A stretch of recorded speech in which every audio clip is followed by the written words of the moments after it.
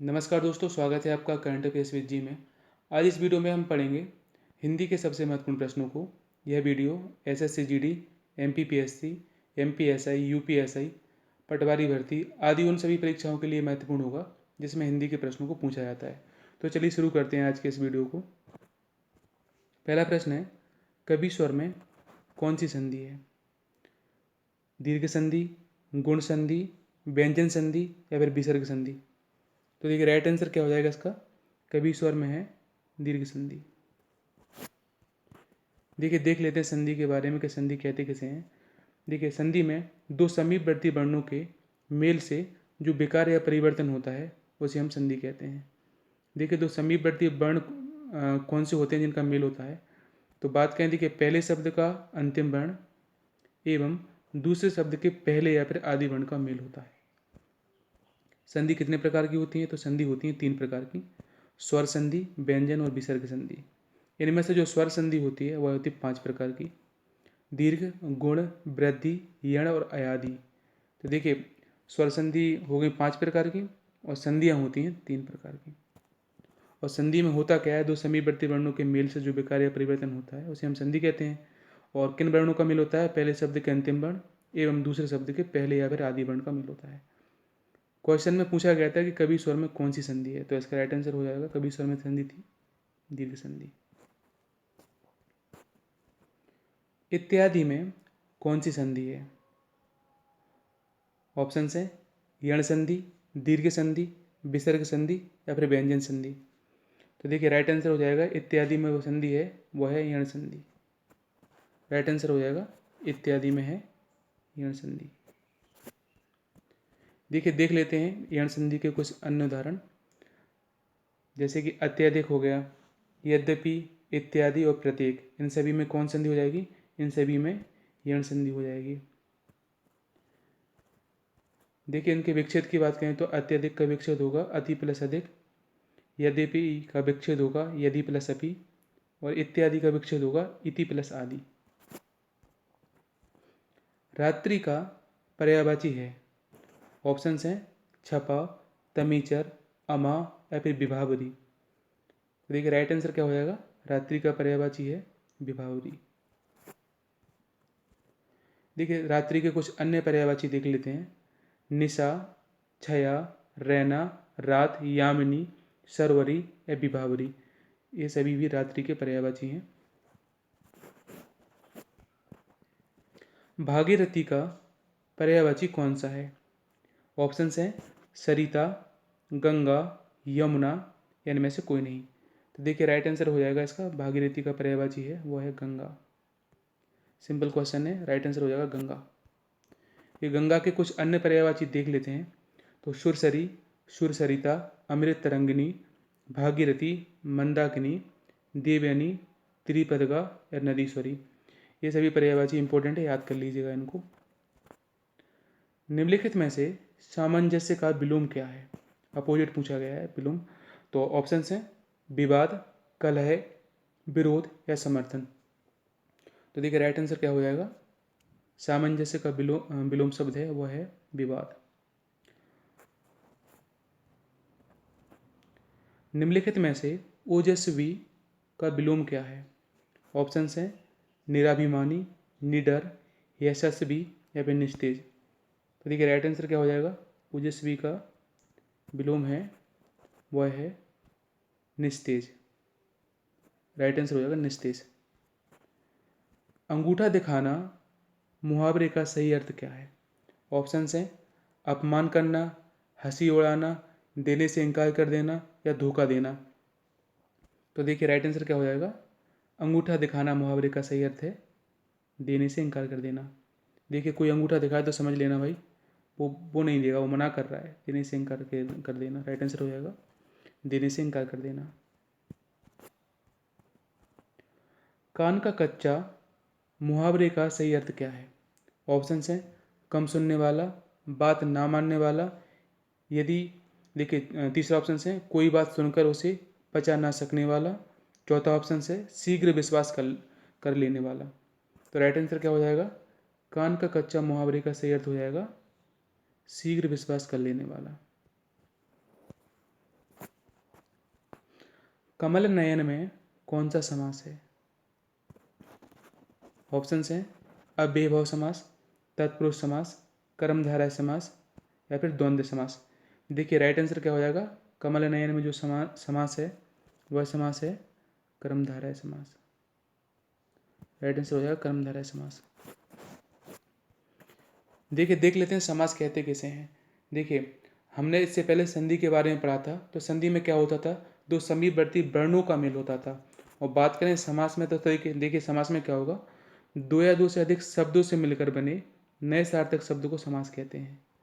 संधि में वर्ण वर्ण का मेल होता था, तो समास में किसका मेल होगा? शब्दों का।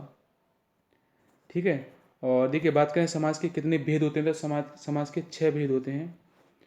पहला होता है देखिए अव्ययभाव समास, तत्पुरुष समास, कर्मधारय समास, द्विगु समास, द्वंद्व समास और बहुव्रीहि समास। इंपॉर्टेंट है, इनको याद कर लीजिएगा। आंख का तत्सम रूप क्या है? ऑप्शन है नेत्र, लोचन, चक्षु या फिर अक्षी। तो देखिए राइट आंसर क्या हो जाएगा? आंख का तत्सम रूप है अक्षी। राइट आंसर हो जाएगा अक्षी। देखिए बात करें तत्सम कहते किसे हैं। देखिए तत्सम वह शब्द होते हैं, देखिए संस्कृत भाषा के वे शब्द जो हिंदी भाषा में ज्यों के त्यों इस्तेमाल में लाए जाते हैं उनको हम तत्सम वर्ड कहते हैं। और एक होता है तद्भव, तो तद्भव वह होते हैं जो संस्कृत से विकृत होकर हिंदी भाषा में प्रयोग किए जाते हैं। जैसे कि इसमें पूछा गया था आँख, तो आँख जो वर्ड है यह तद्भव है, जबकि आँख का तत्सम शब्द क्या था? आँख का तत्सम शब्द था अक्षी। पीताम्बर में कौन सा समास है? ऑप्शन है तत्पुरुष समास, अव्ययभाव समास, बहुव्रीहि समास या फिर द्विगु समास। तो देखिए राइट आंसर क्या हो जाएगा? पीताम्बर में है बहुव्रीहि समास। घुड़सवार में कौन सा समास है? ऑप्शन है द्विगु समास, कर्मधारय समास, तत्पुरुष समास या फिर अव्ययभाव समास। तो देखिए इसका राइट आंसर क्या हो जाएगा? घुड़सवार में जो समास है वह समास है तत्पुरुष समास। राइट आंसर हो जाएगा तत्पुरुष समास। चौराहा में कौन सा समास है? ऑप्शन है द्वंद्व समास, द्विगु समास, कर्मधारय समास या फिर अव्ययभाव समास। तो देखिए इसका राइट आंसर क्या हो जाएगा? चौराहा में जो समास है वह है द्विगु समास। देखिए इसकी पहचान ये होती है कि इसमें जो पहला पद होता है वो हमेशा संख्यावाचक मिलेगा आपको। जैसे त्रिलोक हो गया, त्रिलोचन हो गया या फिर दोपहर हो गया, तो इन सब में कौन सा समास हो जाएगा? द्विगु समास हो जाएगा। और बात करें द्वंद्व समास की, तो देखिए द्वंद्व समास की पहचान होती है कि इनमें बीच में योजक चिन्ह होता है। जैसे माता पिता में और राजा रानी, इन सब में योजक चिन्ह होगा। और इनके विच्छेद करेंगे तो द्वंद्व समास में हमेशा क्या आएगा बीच में? और या फिर या का बोध होता है, तो उसमें द्वंद्व समास हो जाएगा। और क्वेश्चन में पूछा गया था चौराहा में कौन सा समास है, तो इसमें राइट आंसर हो जाएगा अपना, इसमें है द्विगु समास। राजा प्रजा में कौन सा समास है? ऑप्शन है द्विगु समास, द्वंद्व समास, कर्मधारय समास या इनमें से कोई नहीं। तो देखिए राइट आंसर क्या हो जाएगा? राजा प्रजा में जो समास है वह समास है द्वंद्व समास। देखिए इससे पहले हमने ऊपर देखा था कि देखिए बीच में द्वंद्व समास की पहचान होती क्या है? इसमें आपको मिलेगा बीच में योजक चिन्ह मिलेगा, ऐसे डैश का योजक चिन्ह मिलेगा। और इनका द्वंद्व समास में जब भी विच्छेद करते हैं तो इसमें हमेशा और का बोध होगा या फिर या का होगा। जैसे इसमें क्वेश्चन में पूछा राजा डैश प्रजा, तो इसका देखिए क्या होगा? विक्षेद क्या होगा? राजा और प्रजा। इसी प्रकार से राजा योजक चिन्ह रानी, तो इसमें क्या होगा? राजा और रानी। तो हमेशा विक्षेद करेंगे तो और या फिर या आएगा बीच में। तो आपको देखते ही समझ जाना है इसमें कौन सा समास होगा? द्वंद्व समास होगा। इससे पहले हमने देखा था द्विगु समास। तो द्विगु समास में क्या होता था? द्विगु समास में होता था जो पहला पद होता था वो संख्यावाचक होता था। और कर्मधारय समास में जैसे कमल नयन हो गया, इसमें कौन सा समास था? कर्मधारय समास था। प्रतिदिन में कौन सा समास है? ऑप्शन है तत्पुरुष समास, कर्मधारय समास, अव्ययभाव समास या बहुव्रीहि समास। तो देखिए राइट आंसर क्या हो जाएगा? प्रतिदिन में जो समास है वह समास है अव्ययीभाव समास। देखिए अव्ययीभाव समास की पहचान होती है यदि जो शब्द है उसमें पहले जो शब्द हैं वो प्रति से स्टार्ट होते हैं, या फिर आ से हो गया, या फिर अनु हो गया, या फिर यथा हो गया आदि। इन सभी से यदि जो स्टार्टिंग वाला शब्द है वो इनसे मिलकर बना है तो इसमें अव्ययीभाव समास होगा। जैसे हम देखें, जैसे प्रति है तो प्रतिदिन हो गया, और इसी तरीके से अनु है तो अनुशासन हो गया, और यथा से हो जाएगा अपना यथा संभव। तो इनमें कौन सा समास हो जाएगा? इनमें समास हो जाएगा अपना अव्ययीभाव समास। यदि कोई शब्द भर से भी स्टार्ट है तो इसमें भी अव्ययीभाव समास हो जाएगा। जैसे भरपेट है तो भरपेट में कौन सा समास हो जाएगा? अव्ययीभाव समास। छा ध्वनि किसके अंतर्गत आती है? ऑप्शंस हैं मूल स्वर, घोष वर्ण, संयुक्त वर्ण, या फिर तालव्य वर्ण। तो देखिए राइट आंसर क्या हो जाएगा? जो छा ध्वनि है वह आती है संयुक्त वर्ण में। देखिए बात करें छा मिल के किससे बना है?